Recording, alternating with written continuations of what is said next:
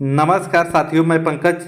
जैसा कि आपको पता है कि बिहार एसआई यानी बिहार दरोगा 2023 की भर्ती आपकी आ गई है। आपके फॉर्म 5 अक्टूबर से भरे जाएंगे। तो आप देखेंगे कि इस बार पद आपके 1200 के आसपास में कुछ पद हैं। तो आपको तैयारी इस सीक्वेंस में करनी है, अच्छे से करनी है। जब तक अच्छे से आप तैयारी नहीं करेंगे, सीक्वेंस में तैयारी नहीं करेंगे, तो आप देखेंगे किसी भी परीक्षा में कंपटीशन आपके हाई लेवल का अब रह रहा है। तो इसलिए आपको अच्छे से पहले से ही तैयारी करके चलनी है, तब जाके आप परीक्षा को फाइट कर पाएंगे। और देखेंगे बिहार दरोगा में आपके 2 पेपर होते हैं, प्री और मेंस होता है। और देखेंगे कि दोनों का सिलेबस एक ही है, हूबहू थोड़ा सा इधर उधर है, लेकिन एक ही है। अगर प्री की आप अच्छे से तैयारी कर लेंगे तो आपको मेंस के लिए अलग से तैयारी करने की ज़रूरत नहीं पड़ेगी।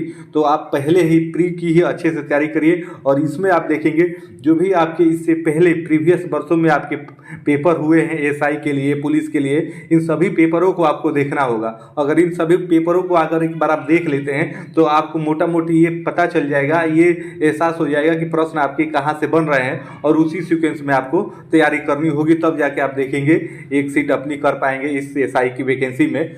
तो उसी के कड़ी में बिहार के देखेंगे जितने भी पुलिस डिपार्टमेंट हुए हैं, आपके एसआई का पेपर हुआ है, तो उसी पेपरों में ये प्रश्न आए हुए, हमने प्रश्नों को लिया है जो आप देखेंगे विगत वर्षों में किसी न किसी आपके परीक्षा में आए हुए हैं। तो यहाँ से आप देख लीजिए। और हमारा वीडियो आपको देखने में ज़्यादा समय नहीं लगता है, थोड़ा सा समय लगता है, छोटी छोटी वीडियो रहती है। और यहाँ पे ज्ञानवर्धक हम केवल उन्हीं क्वेश्चनों को लेके आते हैं जो प्रीवियस वर्षों में कहीं ना कहीं आपके आए हुए हैं। तो आप देख लेंगे थोड़ा सा समय निकाल के, तो आपके लिए काफ़ी फायदेमंद होगा। और आपको पता होगा तो फिर से अब दोबारा आपका रिवाइज हो जाएगा, यानी ताज़ा हो जाएगा।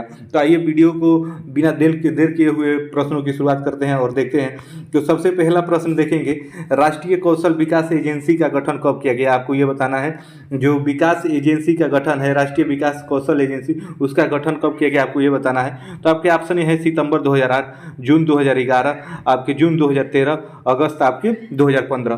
तो आपको ये बताना है कि जो आपका राष्ट्रीय कौशल विकास एजेंसी है, इसका गठन कब किया गया। तो आप देखेंगे कि जून 2013 में इसका गठन किया गया है। तो इसमें आपका ऑप्शन सी सही हो जाएगा। तो इसमें देख सकते हैं, युवाओं को कौशल विकास के लिए एक नई राष्ट्रीय कौशल विकास एजेंसी NSDA का गठन सरकार ने जून 2013 में किया। तो आप ध्यान रखेंगे, ये प्रश्न आप देखेंगे बिहार के किसी न परीक्षा में आए हुए हैं, तो इसलिए महत्वपूर्ण हो जाता है। आइए आगे बढ़ते हैं और अगले प्रश्न को देखते हैं। दूसरे में देखेंगे, आपसे पूछा है किस अनुच्छेद में आहार की पौष्टिकता एवं प्राथमिक स्वरूप का प्रावधान किया गया है। आपको ये बताना है वो कौन सा अनुच्छेद है जिसमें आहार की पौष्टिकता और प्राथमिक स्वरूप का प्रावधान है जो आपका किया गया है। आपको ये बताना है कि आपका अनुच्छेद 32 में है कि अनुच्छेद 45 में है कि अनुच्छेद 50 में है कि अनुच्छेद 47 में है। तो आपको ये बताना है कि किस अनुच्छेद में आहार की पौष्टिकता और आपका जो प्राथमिक स्वरूप का प्रावधान है किस अनुच्छेद में किया गया है। तो आप देखेंगे कि ये अनुच्छेद आपका 47 में किया गया है। तो इसमें आपका ऑप्शन डी सही हो जाएगा।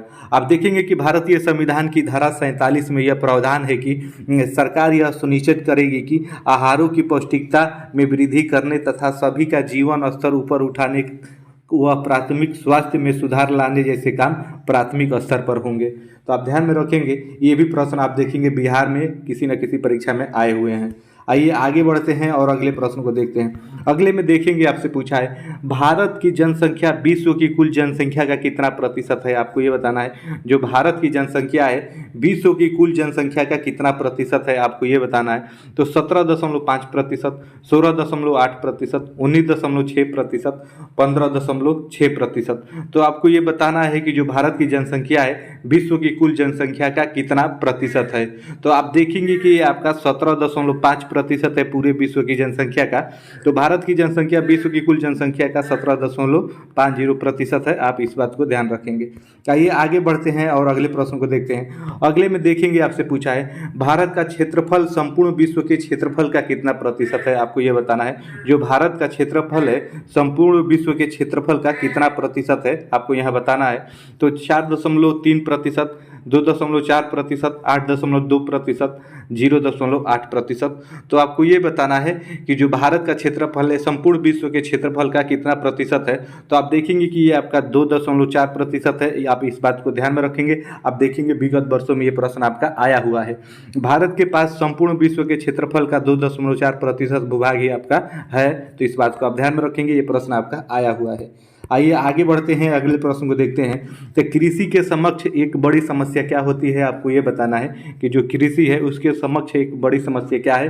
राजनीतिक परिवर्तन, संरचनात्मक परिवर्तन, जलवायु परिवर्तन, इनमें से कोई नहीं। तो कृषि के समक्ष सबसे बड़ी समस्या क्या है, तो ये आसान सा प्रश्न है, इसमें देर नहीं लगाएंगे। ये जलवायु परिवर्तन, जलवायु परिवर्तन कृषि के समक्ष एक आप देखेंगे बड़ी सी समस्या है, तो आप इसे ध्यान रखेंगे। आइए आगे बढ़ते हैं, अगले प्रश्न को देखते हैं। अगले प्रश्न को देखते हैं, छठे प्रश्न में। छठे प्रश्न में देखेंगे, आपसे पूछा है कि भारतीय कृषि किस पर निर्भर करती है। आपको ये बताना है जो भारतीय कृषि है किस पे निर्भर करती है। मुद्रास्फीति पे, सेना पे, राजनीति पे, मानसून पे। तो ये भी एक आपका नॉर्मल सा प्रश्न है, आप देख के ही इसको लगा सकते हैं। तो इस पे आप देखेंगे मानसून पे निर्भर करती है, भारतीय कृषि मानसून पे पूरी तरह से निर्भर करती है। तो इसमें आपका ये सही हो जाएगा। आइए आगे बढ़ते हैं और सातवें प्रश्न को देखते हैं। न्यूनतम समर्थन मूल्य क्या होता है, आपको ये बताना है। जो न्यूनतम समर्थन मूल्य है उसे क्या कहते हैं। मनोरंजन कर, बीमा कीमत, फिल्म देखने के लिए टिकट, इनमें से कोई नहीं। तो न्यूनतम समर्थन मूल्य जो होता है आप देखेंगे ये बीमा कीमत होती है। तो इसमें आपका ऑप्शन बी सही हो जाएगा। न्यूनतम समर्थन मूल्य कृषि उत्पादकों के लिए एक प्रकार का आप देखेंगे बीमा कीमत होती है। तो इसमें आपका ये सही हो जाएगा। आइए आगे बढ़ते हैं और अगले प्रश्न को देखते हैं। भारत में सार्वजनिक वितरण प्रणाली कब लागू की गई, आपको ये बताना है। तो 1975 में, 1972 में, 1948 में, 1950 में, 1978 में। आपको ये बताना है भारत में सार्वजनिक वितरण प्रणाली आपकी कब लागू की गई, आपको ये बताना है। तो आप देखेंगे कि आपका 1950 में लागू किया गया था। जब देश का अपना संविधान लगा था उसी समय यह लागू किया गया था। तो इसमें 1950 आपका सही हो जाएगा। तो आप देख सकते हैं भारत में विधिवत रूप से सार्वजनिक वितरण प्रणाली वर्ष 1950 में आपका लागू किया गया था। आइए आगे बढ़ते हैं और अगले प्रश्न को देखते हैं। तो अगले में देखेंगे, आपसे पूछा है अंत्योदय योजना कब प्रारंभ की गई, आपको ये बताना है। तो सन 2000 में, सन 1948 में, 1950 में, 1978 में। तो आपको ये बताना है कि जो अंत्योदय योजना है ये कब आरंभ की गई। तो आप देखेंगे कि ये 2000 में आपका प्रारंभ की गई। तो इसमें आपका ये सही हो जाएगा। आप देख सकते हैं यहाँ पे अंत्योदय अन्न योजना की शुरुआत वर्ष 2000 में की गई। इसके तहत बीपीएल परिवारों को आलू को आप देखेंगे प्रति माह 25 किलोग्राम अनाज विशेष रियायती दरों पे आपको प्रदान करने का इसमें आपका प्रावधान है। आइए आगे बढ़ते हैं और अगले प्रश्न को देखते हैं। अगले प्रश्न में देखेंगे, आपसे पूछा है अन्नपूर्णा योजना कब प्रारंभ की गई, आपको ये बताना है। जनवरी 2000 में, अप्रैल 2001 में, सितंबर 1950 में, अगस्त 1978 में। आपको ये बताना है कि जो अन्नपूर्णा योजना है ये आपका कब शुरू की गई, आपको इसमें ये बताना है। तो अन्नपूर्णा योजना आप देखेंगे अप्रैल 2001 में ये चालू की गई थी। तो इसमें आपका ऑप्शन भी सही हो जाएगा। इस योजना की शुरुआत आप देखेंगे 1999 से 2000 के लिए की गई, परंतु यह योजना अप्रैल 2001 में आप देखेंगे प्रारंभ हुई। तो ये भी बात आप ध्यान रखेंगे। आइए आगे बढ़ते हैं और अगले प्रश्न को देखते हैं। तो सर्वप्रिय योजना कब प्रारंभ की गई, आपको ये बताना है। जो सर्वप्रिय योजना है वो आपकी कब प्रारंभ की गई, 1905 में, आप 2005 में, 2001 में, 2000 में, 1978 में। तो सर्वप्रिय योजना आपका कब शुरुआत की गई, आपको ये बताना है। तो ये योजना आप देखेंगे 2000 के बीच में आपका चालू किया गया था। तो इसमें आपका 2000 हो जाएगा। सर्वप्रिय योजना का प्रारंभ वर्ष 2000 में देश के आम जनता के लिए आपका शुरू किया गया था। तो आप इस बात को ध्यान में रखेंगे। आइए आगे बढ़ते हैं और अगले प्रश्न को देखते हैं। काम के बदले अनाज योजना कब आपकी शुरू की गई, आपको ये बताना है। काम के बदले अनाज योजना कब शुरू की गई, 2005 में, 2001 में, 2000 में, 2004 में। आपको ये बताना है काम के बदले अनाज योजना कब आपकी शुरू की गई। तो आप देखेंगे ये योजना आपकी 2004 में चालू की गई थी। काम के बदले अनाज योजना वर्ष 2004 में आपकी शुरू की गई थी। आइए आगे बढ़ते हैं और अगले प्रश्न को देखते हैं। तो अगले में देखेंगे, आपसे पूछा है भारतीय खाद्य निगम का गठन किस अधिनियम के तहत हुआ, आपको ये बताना है। जो भारतीय खाद्य निगम है आपका, उसका गठन किस अधिनियम के तहत हुआ, आपको ये बताना है। तो आपके पहला ऑप्शन दिया हुआ है भारतीय खाद्य अधिनियम 1964, भारतीय खाद्य नियंत्रण एवं क्रियान्वयन 2001, भारतीय खाद्य अधिनियम 1986, इनमें से कोई नहीं। तो आपको ये बताना है कि ये किसके तहत हुई। तो आप देखेंगे कि जो भारतीय खाद्य अधिनियम 1964 है उसी के तहत हुई थी। भारतीय खाद्य निगम का गठन आप देखेंगे भारतीय खाद्य अधिनियम 1964 के तहत किया गया था। तो इसमें आपका ये सही हो जाएगा। आइए ऐसे ही अगले प्रश्न को देखते हैं। भारतीय खाद्य निगम की स्थापना आपकी कब हुई? अगर आपसे ये प्रश्न बन जाए तो 26 जून 1973, 14 जनवरी 1965, आप देखेंगे 14 सितंबर 1984, 1 जून 2005। तो आपको इसमें ये बताना है कि जो भारतीय खाद्य निगम है उसकी स्थापना कब की गई थी, आपको ये बताना है। तो ये की गई थी आपकी 14 जनवरी आप देखेंगे 1965 को। तो ऑप्शन इसमें आपका बी सही हो जाएगा।